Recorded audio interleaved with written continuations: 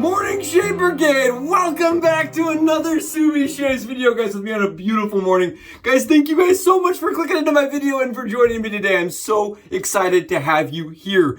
Hashtag Team All Blade, hashtag No Blade Left Behind, guys. I am thrilled. I am so excited. Over the last few days, I've been working my butt off on getting a razor up and ready for the big time, ready for the YouTube channel, guys. And I'm thrilled today to be showcasing the razor that I ordered, had shipped to me, and open unbox with you guys on camera, the Gibbs 15 razor, guys. That had seen some major love and maybe a little bit of catastrophic events. It had been probably dropped, it had been well experienced, and today, guys, we're going to be using it and kind of revitalizing it. I'm going to be showcasing it, revitalize, showing what I did to fix it and kind of manipulate it. So if you found one of these and it's in rougher shape, right, and you're not sure how to fix it, maybe what I did could help you guys. Maybe what I have come up with will help fix it for you guys. I'm so excited, guys. We have a Gibbs 15 on the shave deck now that actually is functioning. No, it is not in perfect condition as far as the finish goes, but as far as functionality goes, guys, we're back up and running, guys. Take a look. And how cool is this? You do not see them with this dial, guys. This is the diamond cut dial. I mean, bottom toggle, bottom screw piece, whatever you want to call it, guys. Very hard to find. Most of them, guys, come like this. They have that straight cut. Even the Rex Ambassador kind of mimics that, right? That straight cut look. Not this one, guys. It has that diamond knurling. Very similar to the Yachi Final Cut, but this is not the Yachi Final Cut, guys. This was actually produced by Gibbs in the very end of the kind of the company's line, from what I can tell. It was offered later on in the Gibbs era, so this is like a later edition. Guys, this is probably a late 40s, early 50s Gibbs. That was a mismatch. This part right here actually should match this part. It should be diamond, not straight cut.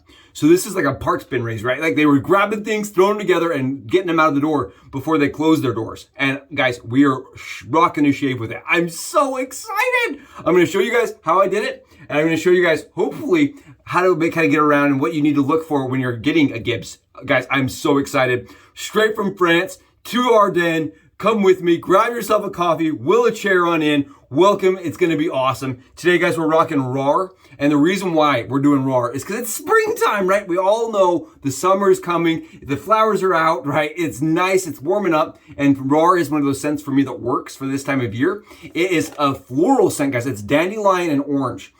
But the orange in this, guys, it's really weird. It's at the back of it, and the dandelion scent is more, it works with like a green note. And what you end up getting is like this really nice, like warm, inviting, kind of like you walked out of the door and like a nice warm spring day.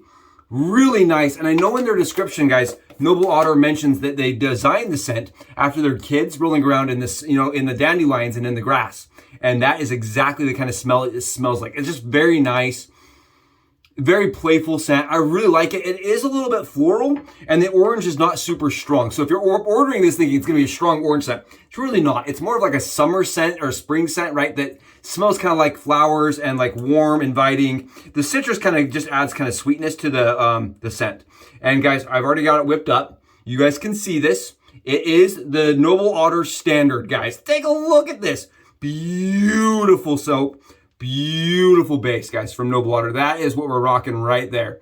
You know, I'm not an expert when it comes to lather, right? There's definitely guys out there better than me, but take a look at the shine on that. It's super nice, guys. And look at my bowl. Just look at my bowl here. We've got lots of this gooey, ooey, awesome pudding-like texture, guys. Pudding-like texture coming out of our bowl. Super nice from Noble Otter. A great soap. The brush is a Maritime, guys. You guys seen this? This is my wife's. It's a beautiful Maritime hybrid brush. It was one of the first brushes that we actually ordered that I think I spent over like $100 on, honestly, guys. And it just has stayed in the den. Is one of the ones that we really enjoy. Brendan's work is fantastic. Beautiful brush. I just think, man, what a good shave. Oh, I love that. And I just want you guys to come with me to experience the Gibbs, guys. I'm so excited. We're going to be doing this today on the dome. We're going to see how it shaves, maxed out, and kind of go from there. Let's go get it loaded up, disassembled, and I'll show you guys what I've done. And I am absolutely thrilled to be showcasing today my very own personal Gibbs stamped 15 razor, guys. to everybody here on channel. Come with me. I am so excited to be showing you guys and sharing with you guys this razor that has just done nothing but give me grief, guys.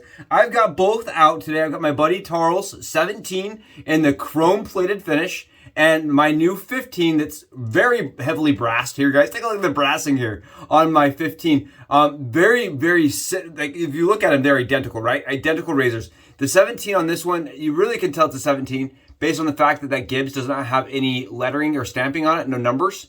And then if you flip this one around, guys, it has the 15 stamped. Keep in mind that is not necessarily for sure. Gibbs got kind of lazy. They did all sorts of wacky stuff. So you'll see 15s, guys, the ones that say number 15. I'm trying to get this so you guys can see it.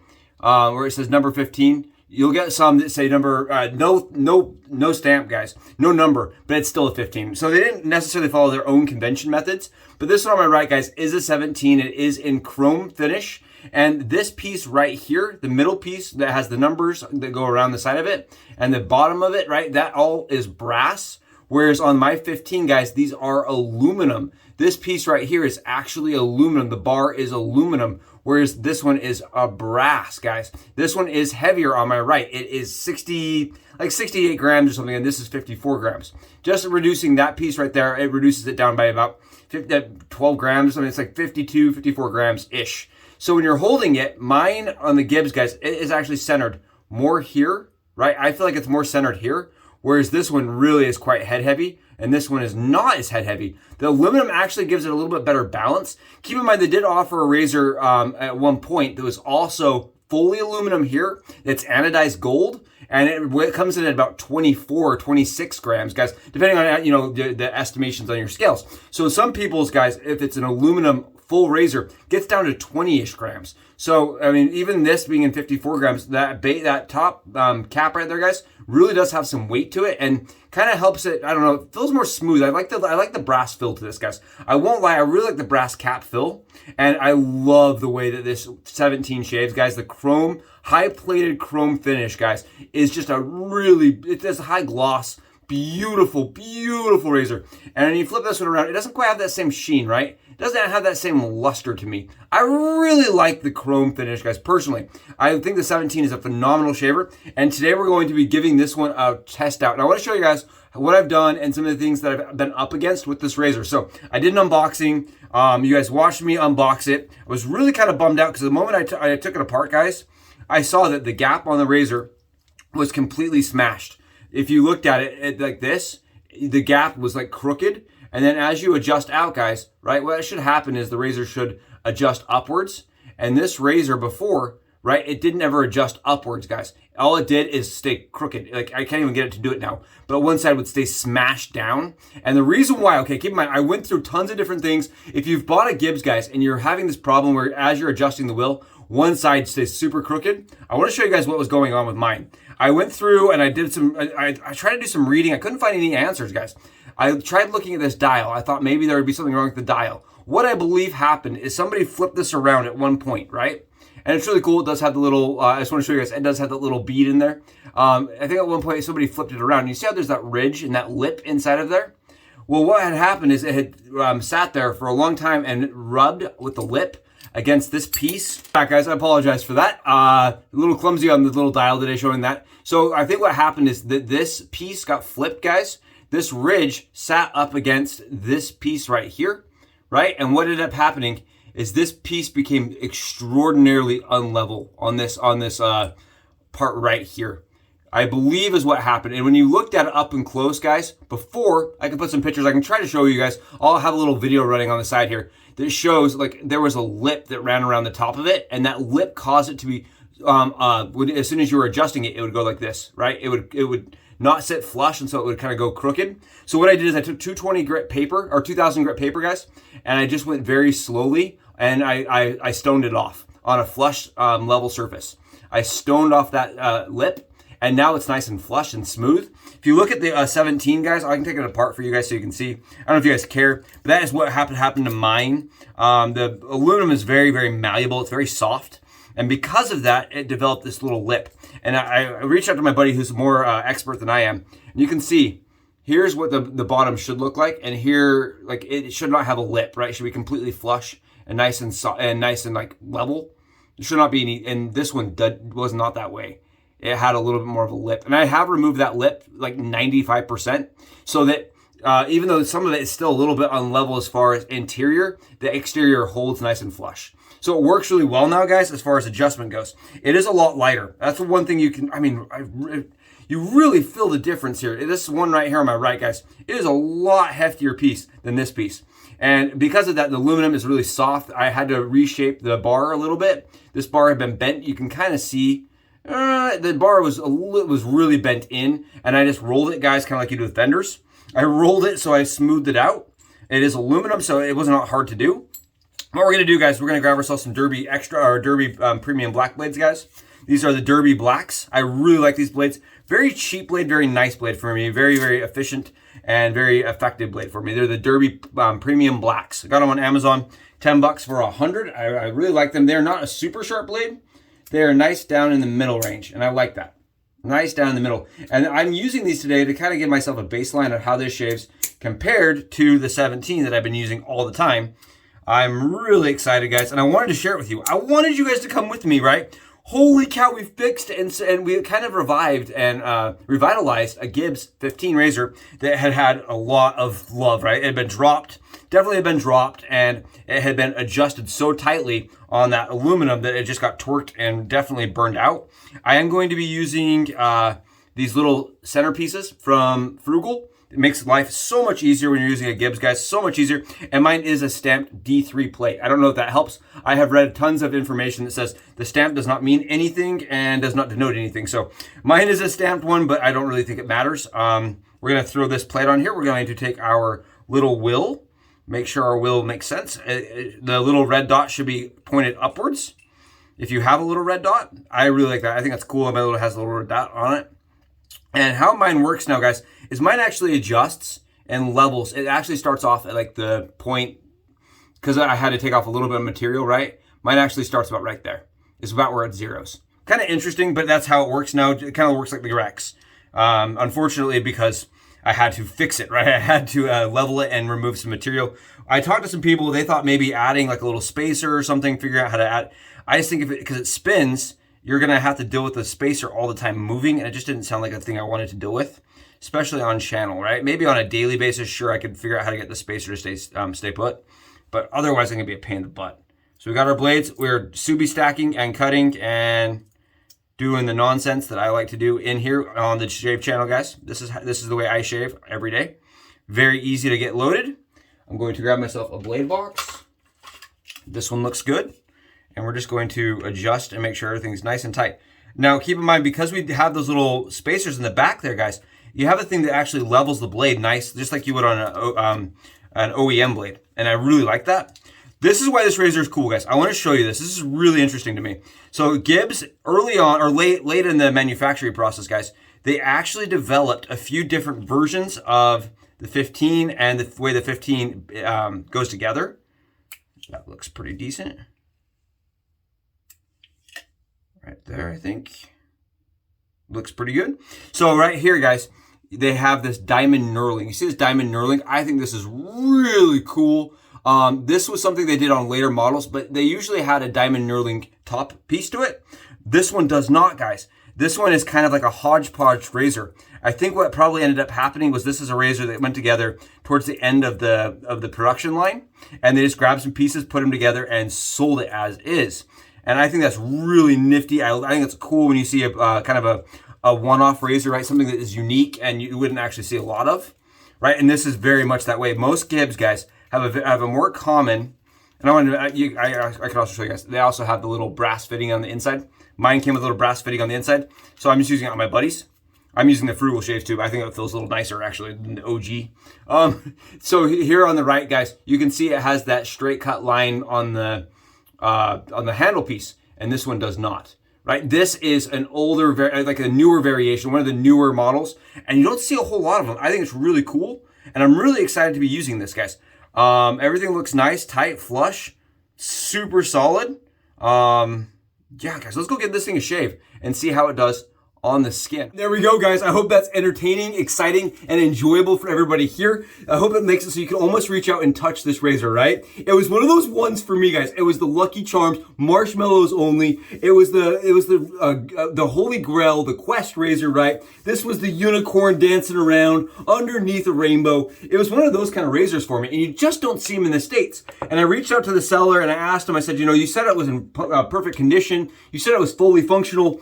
What can you do for me? No response. So I'm pretty sure I'm getting the cold shoulder from the guy in France as far as like the condition it came in. But the lucky part for us, guys, is after doing a lot of tinkering, right? I grabbed the Yachi Final Cut and I started adding parts from that over onto the Gibbs, which shouldn't work, by the way. I'm finding that my threads are even different, guys, than the 17 threads. It's really weird. This is like got some funky nonsense going on, guys. I have no idea, but the Yachi parts, because I reached out to my buddy Tarl and I said, can you put the Yachi parts on your 15? And he couldn't. I can. The Yachi parts worked. And I was able to kind of figure out from there what was going on, because their dial actually worked, because it sits more in, it has a lip that sits inside and it actually levels better. So I was like, well, I think maybe the dial. So I looked at the dial wasn't a problem. But then I looked at the little lip that sits inside the dial and I realized it had been smashed and kind of it morphed as it was adjusted. I think what happened is they cranked the dial down, just tightened it over and over and over. And what happened is that really malleable aluminum just warped over time. And unfortunately, it did adjust unevenly. It warped unevenly.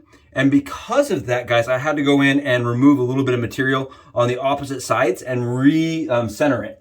So now it's recentered, it's re-zeroed. It just zeroes out at a little bit lower rating. But because it's a Gibbs, guys, keep in mind, you do have additional, you can always go higher than the recommended tolerances. So now that's like, it goes from a 0.5 all the way up to a 6.5. It operates almost identical to a Rex razor as far as adjustment wheel goes. So that's not really a problem for me. And I like that it works now, right? I think it's cool that it works. One thing I just don't know if I love, guys, is the weight, right? I know I mentioned that the weight's more balanced, but I like the heavier, the brass one, guys, the chrome one, for me, just feels really nice on the skin. I did some test swipes, guys, and on the skin, the bar just has a different feel. It has a little more drag to it, in my opinion. I can actually feel the aluminum having a little bit more drag than this one. So if you were to ask me, you say, are they the same, right? I think this one actually has a little bit more drag than the Chromium 15, guys, or the 17. All right, get in here. We're going to start shaving. Oh, that is very nice. This is on, guys. Keep in mind, this is on the 6, right? This is on the 6. I believe this is really smooth. Really, really smooth. Really efficient. Wow. Yeah, it's way nicer. So before, guys, I did a test, I did a test shave with it, right? With the bent bar to kind of give myself a baseline of what I was looking at. And the bent bar, guys, was just, I had a lot of weird blade feel to it. If you see a razor that has a bent bar, don't shave with it. It'll have weird fill. This is really, really smooth and really nice. Okay, yeah, this is great. This is gravy. I don't know if it was because the wheel or the head cap was wobbling around. Who knows? It had some funky stuff going on with it, guys, like I said. And today we're sitting on 28 hours of growth, and it is chomping it down. I really love this razor, guys. I really love this razor. I love the small handle to it. I want to mention again, I am using the Frugal Tubes razor handle, guys. It is a little lighter. And I love how when you're adjusting it without the brass little nut on the inside of it, I love how it kind of just, for me, it's easier to put together. I don't love how the handle kind of locks down on the actual OG handle, guys. For me, I like the Frugal one better. You guys, do you see this? Man, these derby blades are smooth as it can be, guys. Smooth as it can be. I'm so excited, guys. That works. Little victory dance. Little victory dance. Yes, we did it, guys. We got a head shaver that is honestly beautiful. It is in fantastic condition now. And I mean, yes, I could have the top cap replated. I feel like that's silly. I feel like I don't want to pay $80 to have the top cap just replated. I think that's a little dumb to me. I would have to find out if there was like a discounted price just to have the top cap replated, right? Because that's really the only part that would need replating. Oh, guys, it is a sweet little shaver. I mean, good heavens, on 6, it is smooth. I think that, you know, honestly, if you were to compare it to the brass, I think the brass is still a little bit smoother, but it's a pretty dang close, guys. It is a really dang close experience compared to the 2. Yeah, just a little bit smoother, especially against the grain on the back of my head. And that's just because it probably has a little bit more weight to push down. But there's no difference in efficiency, I can tell you that much. And there's no difference in actual shave quality. I can tell you that. Take a look. There's no difference in the shave quality. I can tell you I'm getting a really close shave from it. And it's definitely smoother than, I would say, even the Rex razor of new. There's something that's almost magical about this razor, the way that the head cap works and the way it sits against the skin. It's a very, very thin head cap, guys. Again, I've mentioned this like 10 times. I keep mentioning it. If you look at this, like even against this is against the pearl. Take a look at the difference on the pearl, guys. I mean, this is zeroed out too. That's the funny part. This is actually zeroed, right? It's zeroed. This is the difference, right? I just want to mention this. You guys are shaving and you're like, man, this is awesome, but gives you an idea. What makes this kind of magical is that really slim, small head cap, guys. That head cap design on this razor really just changes the experience. It's so nice. Wow, what a shaver, man. What a nice little guy. This is awesome, man. This is like, oh yeah. Okay, this is what I thought the razor should feel like. So the other day I did a shave and I'm like, wow, that was really just an uncomfortable experience with because I wanted to, I was still testing things out with the fix. I was trying to fix things, guys, using like other parts, and it was really uncomfortable. This today is much better experience with the bar that's been kind of fixed, and with the exposure adjusting correctly, guys. Much better experience. Go figure, right?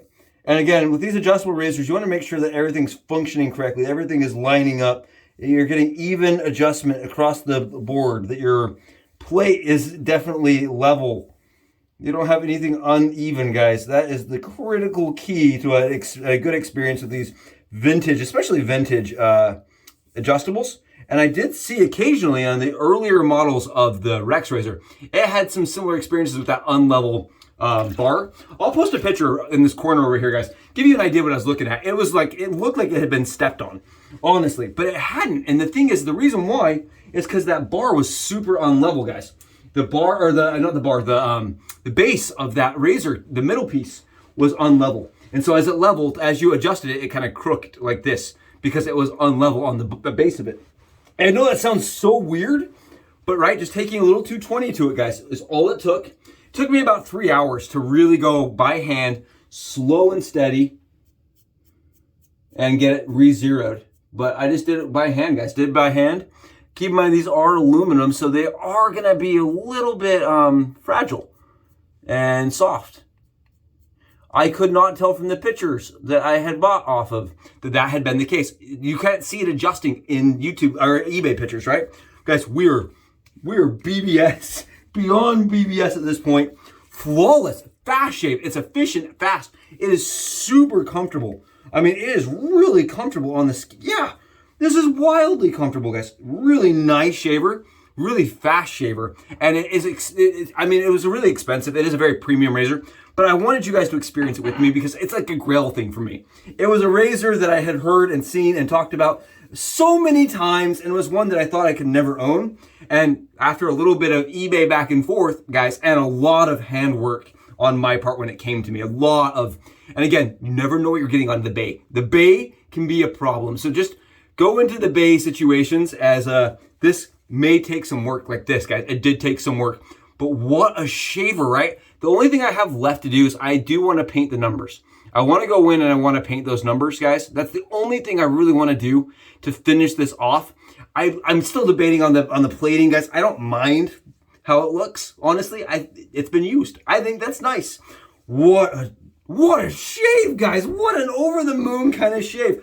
I am stoked. I'm thrilled. That exceeds all expectations.